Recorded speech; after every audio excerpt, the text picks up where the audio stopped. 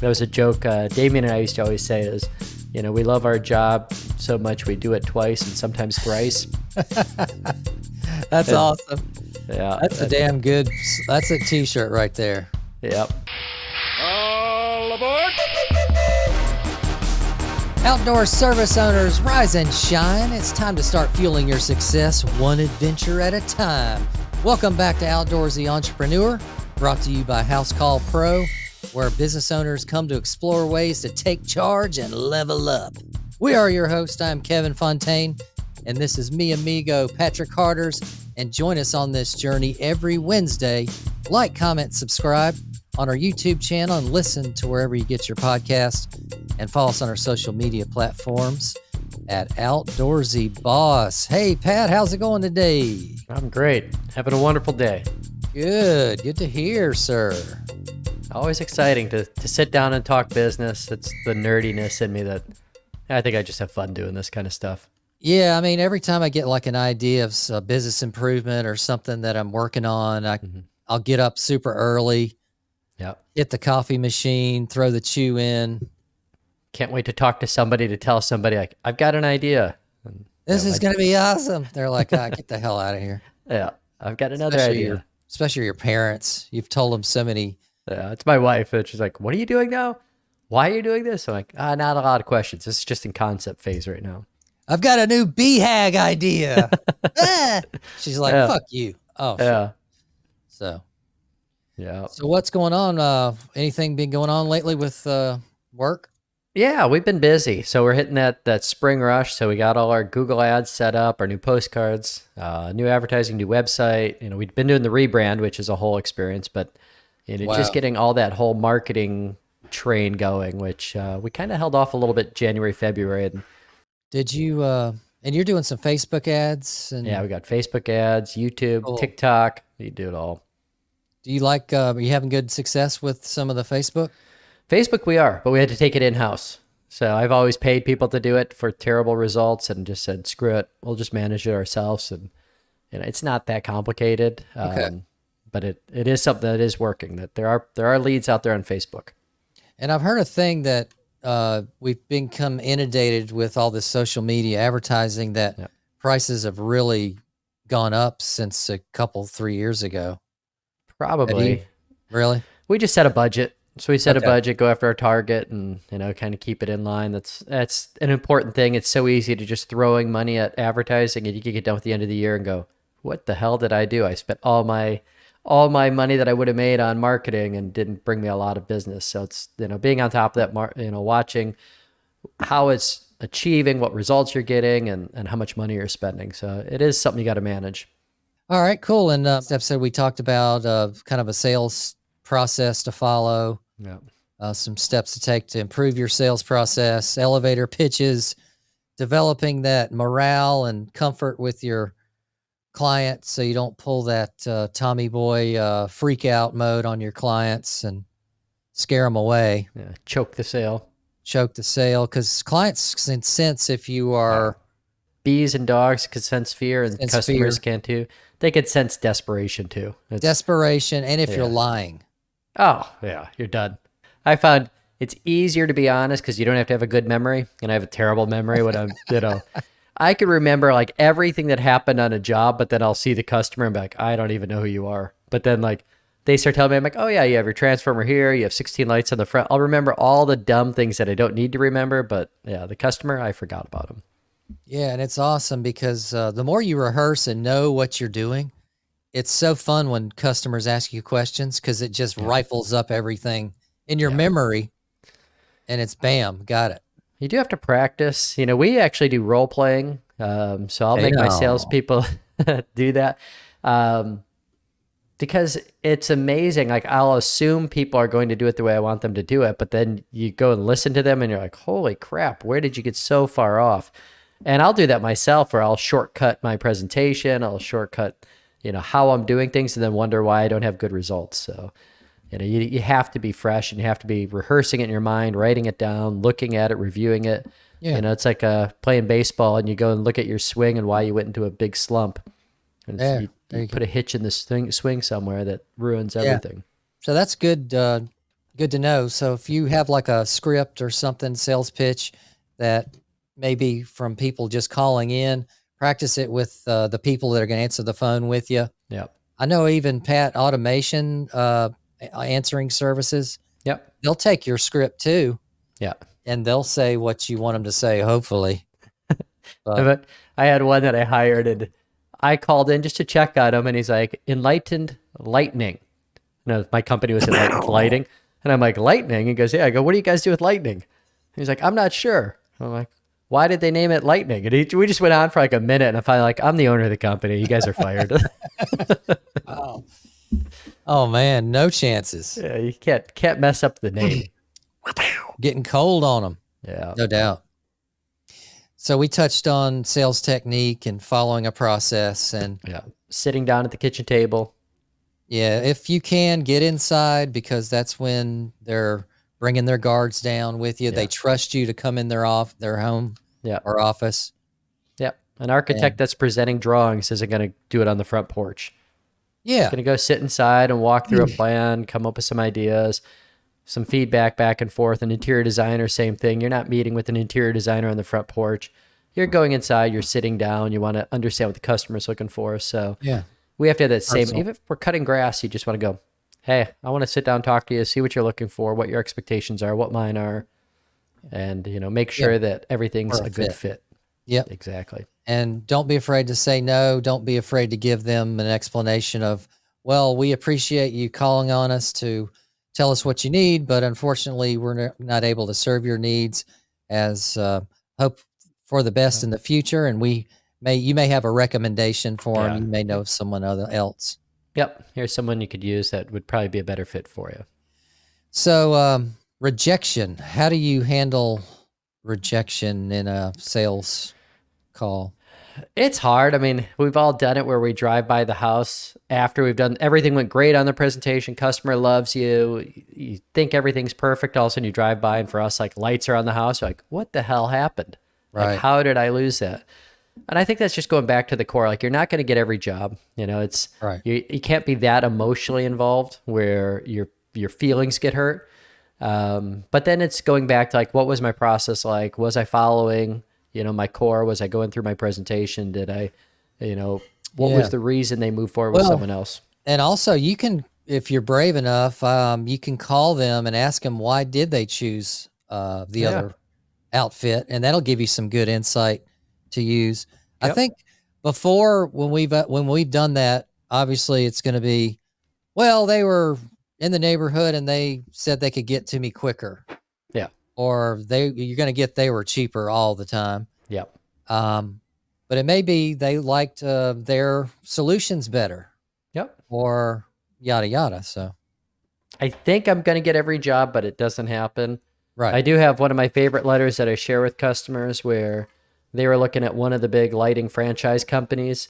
They went with them, and then he wrote me a letter 2 years later. It said, like, "Hey, they were 15% less. I was saving money, but 2 years later, Enlightened had to come by, tear out the system, put a whole new system in, so I ended up spending twice as much as I would have." Okay, there you go. And what's that proverb that Preverb. you pay for it now or you pay for it later, baby? Yeah. You Yeah. pay something cheap, you're going to be fixing it all the way down the road. Yeah, we've done that. I mean, as a young homeowner, I made so many mistakes going with trying to work with a guy to be the GC and manage everything and get in over my head, just to find out that by the end of it, I had to do it twice. And that was a joke Damien and I used to always say is, we love our job so much we do it twice and sometimes thrice. That's And- awesome. Yeah. That's that's a t-shirt right there. Yep. So yeah, rejection is fine. It's going to happen. Resistance is normal, but Yeah. have answers to some resisting questions, especially if you still have them on the hook. Yeah. What are you going to say when they say, "Hey, your price is too high"? Have some things already pre-rehearsed, and practice them among your family, your staff as Yeah. well, because they're going to have questions that you may not have thought of, to rebuttal your quote, or Yep. try to put holes in your quote. Yeah. And reduce the ego. That's one of your big things is, not being such an egomaniac that you have to be perfect. Someone says, you guys are expensive. I say, oh yeah, we are. I agree with you 100%. Yeah. No. Reduce it down and then go, here's the reason we are expensive is because of X, X, X, and X. Now we could be cheaper if we did this, but I don't want to do that because, you might be disappointed with me in 5 years if I did this, if I cut this corner, went cheaper product, whatever it is. So I'd rather apologize for my price than to apologize for poor quality or whatever later down the road. Yeah, and a lot of times when we had big ticket sales items, we would introduce financing for them. Yep. Payment plans that we might have offered internally. You can pull up to a house and pretty quickly judge if that's your ideal customer or not. Yeah. By the way the landscape looks, if they've had their house painted in the last 100 years. Yeah. If they drive a damn Pinto from 1972 recall, Yep. or they got a Tesla in the driveway. So you can pick up on factors. Yep. But you've got you never know. We just doing a cleanup today at a house, big ass house. The damn landscape's been neglected for years, Pat. Yep. This is going to make one of those YouTube, I stopped and mowed his lawn For after free. 15 years for Yeah. free. So I took video of it for that potential. Did you do it for free? Hell no. I don't do anything. I don't take a crap for free. Yeah. But no, but he paid me cash, which was crazy. That's nuts. So I had to run to the bank for a damn crazy spent ideas it. in my head. Well, it's Friday, when we record here. So, Yeah. cash, a lot of cash in your hand, and it's Friday night. I Yep. don't know. Yep. Come on, hun, let's go to the steakhouse. Let's go get some dinner and drinks. Let's go to Golden Margarita night. Corral. Yeah, margarita night. Dude, that's a good call tonight, dude. Yeah. Go Not to a bad nice one. Mexican restaurant. Mm-hmm. Yeah. And Right. check your head trash, because I've seen it in myself. I watch other people where, a customer says something like you hear 3 times in a day that you're too expensive. And all of a sudden you start really doubting yourself. You start doubting what you're doing, and it just starts creeping in. And that's where you become that desperate, creepy guy at the bar that's just trying to hit on girls. That it's like they all run away from you because, you're alone, you're desperate, and you just need money. Yeah. It's the same thing. And when you're in sales, like you're desperate, you want to get that sale and you have no confidence, you're not getting it. So you do have to check that, like recharge your battery, talk to other people. It might just be a good friend or another business owner going like, hey, you just saw 3 shitty customers. It's not that big of a deal. Move Could on to be the that. next one. Yeah, or could- fire, or throw in that Tony Robbins, You could be ebook. anything. Your sales process. Do you like to send people anything via email, or do you like to hand deliver anything like that? It depends on what it is. Proposals, I always want to present. I always want to be there, walk them through the numbers, walk them through questions, get the reaction. Like I said, you have to present that full price and just sit there and be quiet. Shut down everything. Don't say a word, have a drink, whatever. Other things, like when I want to follow up with a customer, I think you need a systemized approach to follow up. When you're following with your customers, like most of your competitors never follow up at all. They just send a proposal and move on to the next customer. Okay. And there's so much, you put so much energy into that. There's so much relationship you built into that. And, we don't want to be pushy and annoying. And on the other side, like we want to make the sales process easy. So it's like communicating that to your customers. Exactly. We used to have a form of like how we doing form Yeah. that our customers would fill out. Current, and anybody can fill it out. But if they had a problem with the process, they could put it in there. Yeah. And that would give us some insight on what we're doing wrong at times. But Yep. And there's a great book out by River City Pools. I can't remember the author's name, but it kind of changed my mindset a little bit on you need to think about things from the customer's perspective and not ours. Like from our perspective, we want to get the sale. Oh, we want, wow, yeah. We want to look at it from, why are they not moving forward or whatever it is. And we've already got these ideas. So for the customer, we want to deliver to them after the sale things that might be interesting. We want to, I don't want to call in and say like, hey, just checking in to see if you're looking at your proposal. Because the answer is always like, oh, I haven't had a chance to look at it. Oh, okay. well, this is Yeah. just awkward and weird now. So, All I right, want to bye. go to them. Yeah. When do you want me to call you back to check in again? Never. Ah, great. Okay. So you want to present something to the customer, like calling them up with a purpose, like, and you could do it for the same thing. Like, one thing is a thank you card is a simple, Mhm. hey, handwritten little card. Thank you so much for meeting with me. It was a pleasure. Really loved your property. Have some great ideas.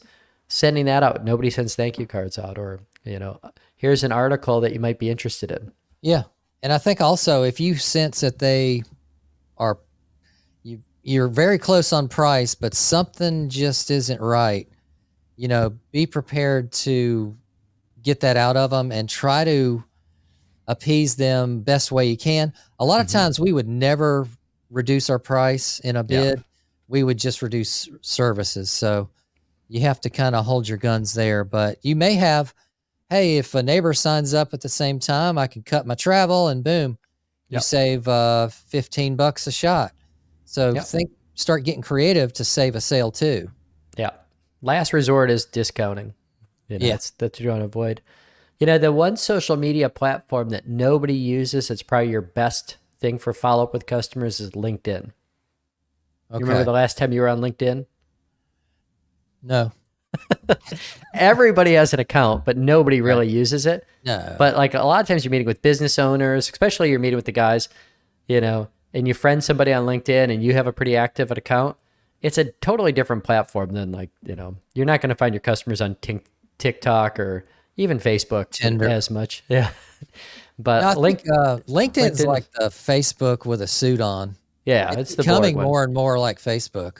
Yep. They're But trying it to get it is, super social. yeah, it is for like if you want to be the customer's peer and they want to see you in a little different light, LinkedIn is where I've actually had a lot of contact with really good customers. So Yeah, after an that's appointment, I'll just friend them on LinkedIn. Yeah. That's another point of contact is they see you, they pop up, they accept it, they look at your page again, and Yeah. they see you're different than, Joe Blow out there. Yeah, and you can give them recommendations and accolades Mm-hmm. for a property manager or a business that you're working for. That's pretty cool too. They appreciate that. Oh yeah, goes a long way. Yeah. But on average, we went through this whole Cardone training, which he's kind of crazy, but on average, it takes 8 to 12 points of contact. Once you walk out and you presented your price and you don't get it, it's 8 to 12 points of contact before that customer comes back. Wow. So we found that our sales cycle was forever. Like when we were presenting, if we didn't get a sale then, which wasn't often, it might be 6 weeks, 8 weeks, 3 months before a customer would move forward. And then we started looking at like, well, how quickly are we getting to 8 points of contact if that's Okay. average?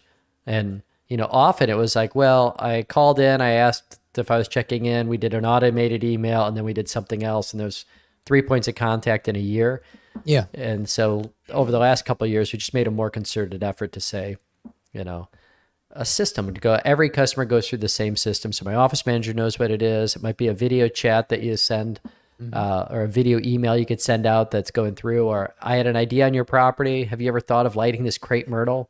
Yeah. Something stupid, but it's like, Yeah, and I think you got something there because we used to do the videos with Keep software where it automated, and every phase of the project, we would have a special video for them yeah, to look at. Some of them can be generic, some of them will be client specific, but that personality that you bring yep, to your process is crucial because it keeps them in the loop and it makes them more a family, yeah, welcoming environment.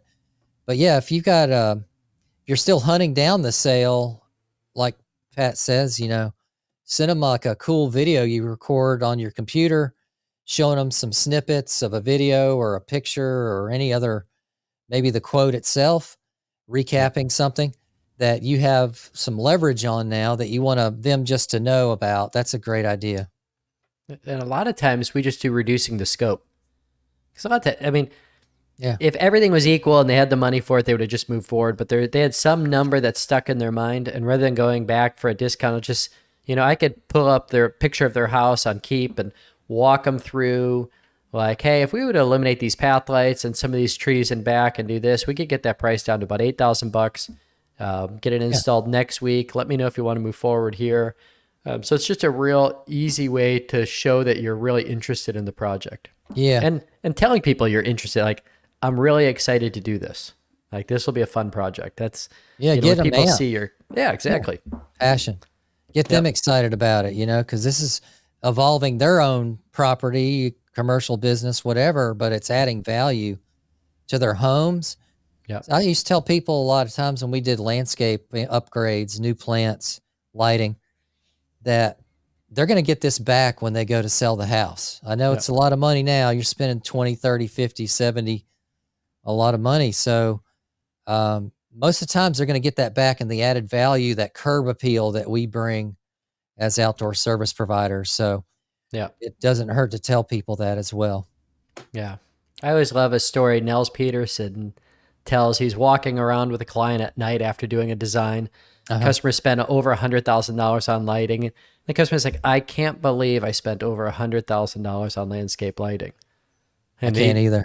Nels looked around and he said, doesn't it feel good though? And that's all he said. And the guy's like, it does. And it's kind of like, Hey, yeah. Fonz move.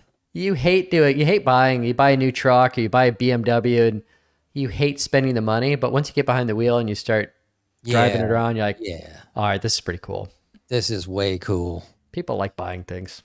They love buying stuff but the feeling that they get back, when they buy that M Series BMW, they bought that damn thing for a reason. Yeah. Because that shit has traction. But yeah, it's the exhilaration. You would go outside and you're enjoying that audio system, the lighting system, that new patio, the gazebo, the fire pit barbecue. Yep. Dude, that makes my day. Talk about a Friday kick-ass party. Oh, yeah. On that new patio. Yep. You imagine, I say all the time, like, imagine next weekend, we could have the lights put in, we could put your audio system in. It's just, you're painting that picture in their mind, like, invite a bunch of friends over because I guarantee the work's going to get done. And just building that out. One thing too, Pat, because we are big on outdoor living. So we're enhancing people's outdoor living, right? Yep. So after the job, pay for a catering, bring in a bunch of food, have that cookout on their brand new patio, have them invite 10 to 20 of their closest family and friends. Yep. And talk about a cool, bring your own wine, provide, kind of set up the party for them so they don't have to do anything. Yeah. You host a party on their patio, have a nice little stack of brochures. You're not selling, but you're entertaining, you're celebrating their new patio. That's really cool. Next referral type. Yeah. Engagement. Jan Moyer does that on every job. She does reveal night. Okay. So that's what I haven't just had the time and energy to do that, but it is, I know people that do. And it's like, that's a game changer. You get, all of a sudden it's dark. You let all the lights go off. You hit a button on your phone. The lights come on, hit another button. The music comes on. The grass looks perfect. Trees all manicured. Everything's perfect. Yeah. They get that perfect evening and everybody else wants that. Yeah. So guys, what we're just saying is just elevate your thinking of your ability to do sales and what can you do to make more money, make more profit on jobs, not competing down to nothing and just annihilating your profit, but coming up with ideas to enhance your profitability and enhance the customer's experience. Yeah. That's what we're doing. We're celebrating our clients. And it's systems and processes. Systems, processes, people, those are all the big things. And you need to have a system on following up with customers. Because if you don't, your office manager is thinking that she's just bugging everybody. If you're like, give him a call, see what he's up to. And they're going to have a terrible script. So you got to take a little time and think about, like, how can I follow up with somebody, 8 times in 2 months that's engaging? What are things I can do? And it's just simple things, without saying I'm just checking in. So you kind of went from the plant business, like loving plants, so lighting made sense to make it look good at night. Mm-hmm. I love plants on the other side. I plant at home all the time, and I'm always screwing around with trees, but it's because I like lighting. So it's just a different perspective going at it. But yeah, and it's talk about pride. Me and you get to drive by our work and show our kids, look, I built that shit. Yeah. Yeah, it is cool. Like, hey, I did that entranceway. I did that. I did this one. And, it's awesome. And then I drive by and they're like, look at that shitty job over here. Oh, my wife is like, she's I so did tired of Long time ago, though. a long time ago. Yeah. See that But- wall falling down? Yeah, that was my first wall. That was my first wall. We'll go back and fix that. Yeah.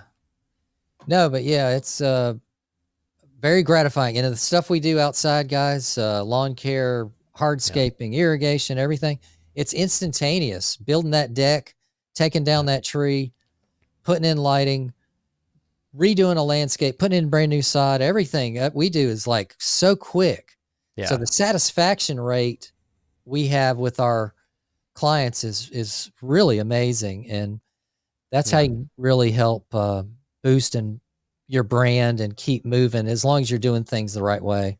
Yeah. And that's why you have to do this business side, because the artistry is fun. Like you picture something in your mind that nobody sees and you create it and you make it happen. It's like you get that awe-inspiring moment where the customer's just like, how the hell did you do that? So then you got to figure out, like, you could be the greatest artist in the world, but if you can't sell, nobody's going to buy it. If you can't do it every single time, and produce the same way, if you're not managing, you could go bankrupt being a great artist. So it's like, that's why this podcast, why I love it so much, is because, we want to help free you up to do the things you love to do. And a lot of times, like setting up a standard operating procedure on managing employees isn't the passion that you may have. It may be, wasn't mine, but it's something you have to do so that you can be freed up to do what you love doing. All right, guys. Well, that wraps up this episode, and make sure you comment, like, subscribe, Outdoorsy Entrepreneur on YouTube, and check us out at social media platforms out at Outdoorsy Boss, and check out House Call Pro. This is really nice software, helps you level up your professionalism, act quickly for client needs, reduce stress. We've got a description down below where you can see the link and get a special introductory rate. And big thanks to everybody again for helping drive up our professionalism and introducing new, better ways to do business that reduces stress, but may increase profit for you. All right, Pat. So we can't wait to see everybody. When next week, next Wednesday? Next Wednesday. All right. See you guys. See you later. All aboard!